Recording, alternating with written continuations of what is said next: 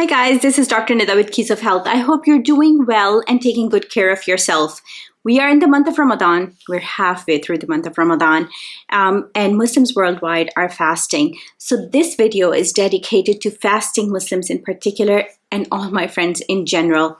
I am sure you will find some great advices and tips to help you along your wellness journey.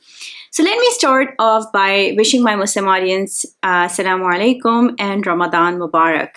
I want to start this video by reminding you about the purpose of fasting. Fasting is all about self-control. It is a great chance to break away from the attachment with food. All of us have a relationship with food. Some of us eat when anxious, upset, sad, happy, and some of us stop eating altogether when we are emotionally overwhelmed. More often than not, this relationship is unhealthy and negative. Whatever that relationship is, Ramadan offers a chance to break free from it. We prove it daily by fasting, going without food for 14, 15 hours a day or even more. But unfortunately, fasting turns into feasting for many Muslims. They become more attached to food during Ramadan. Instead of a spiritual celebration, it becomes a celebration of food. People end up eating more than they normally would, which goes against the very purpose of fasting. The purpose of this video is to help you become more aware of this mistake so we can correct ourselves and make the most of our fasting spiritually and physically from health point of view. It is common knowledge now that fasting has amazing health benefits, but we can destroy those benefits if we do things incorrectly. In this video, I will discuss how to fast properly so we can get the most of its health benefits. First, fasting strengthens the immune system. This helps the body fight off infections, common cold, allergies, and everyday illnesses. So it helps you become a stronger, healthier individual. Fasting also helps reduce body fat. Excess body fat can cause inflammation in the body, and it can lead to many health issues like heart attacks, strokes, high blood pressure, diabetes, fatty liver, even depression.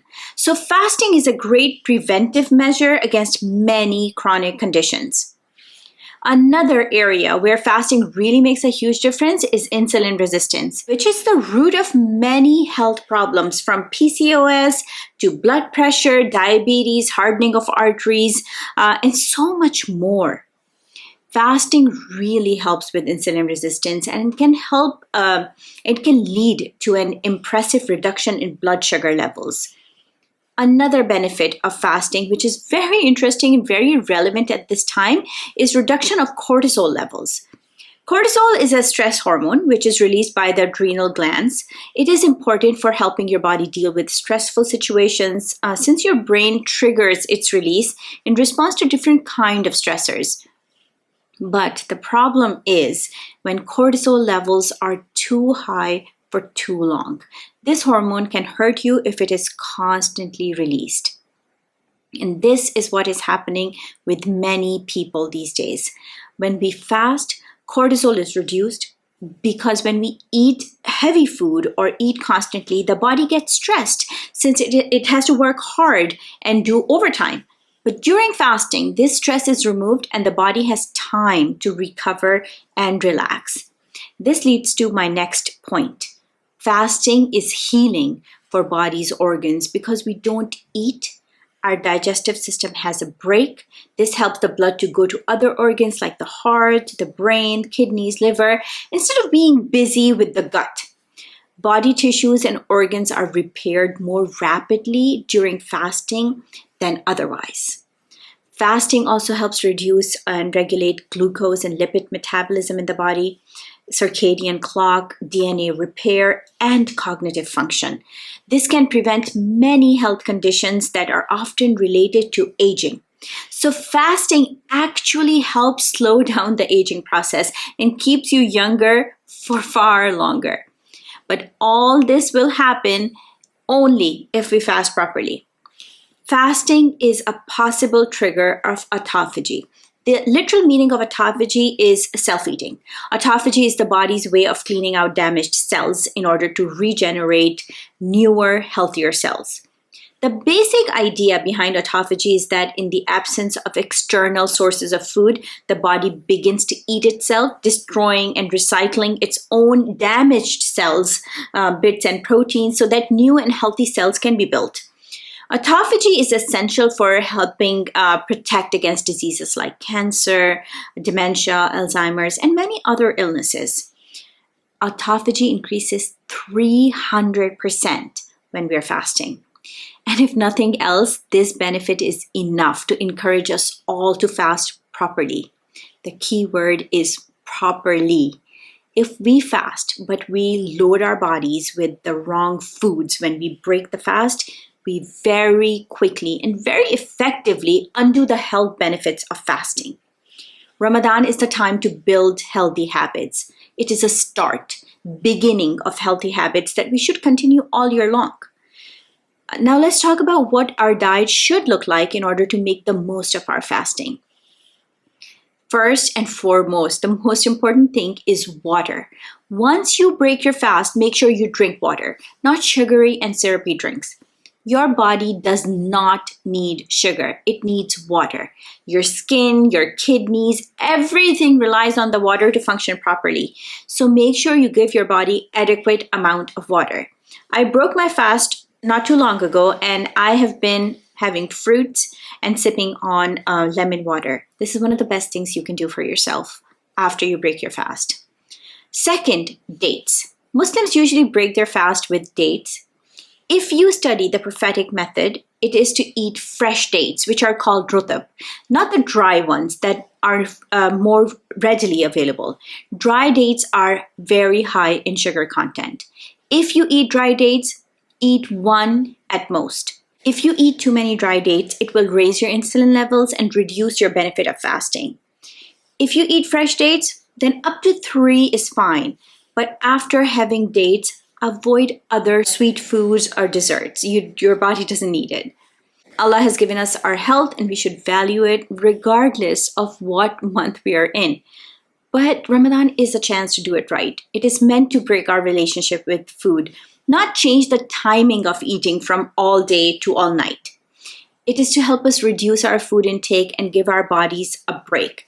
So going back to my point, first, water. Second, just 1 date if dried, or up to 3 if they're fresh.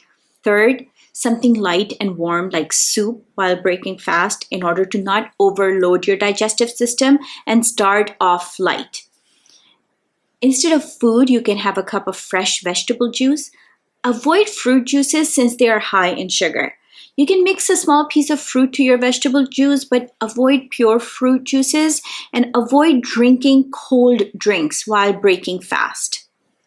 Next, and a very important point, don't eat protein and starches together, whether you're fasting or not. This will raise your insulin levels. So don't mix proteins like meat, chicken, and even beans with starches like pasta, potatoes, sweet potatoes, bread, and rice. Food combinations matter. If you mix protein with fat, that's fine. But potatoes and chicken, no. Rice and fish, no. Pasta and meat, no. Fruits and proteins, not a good idea.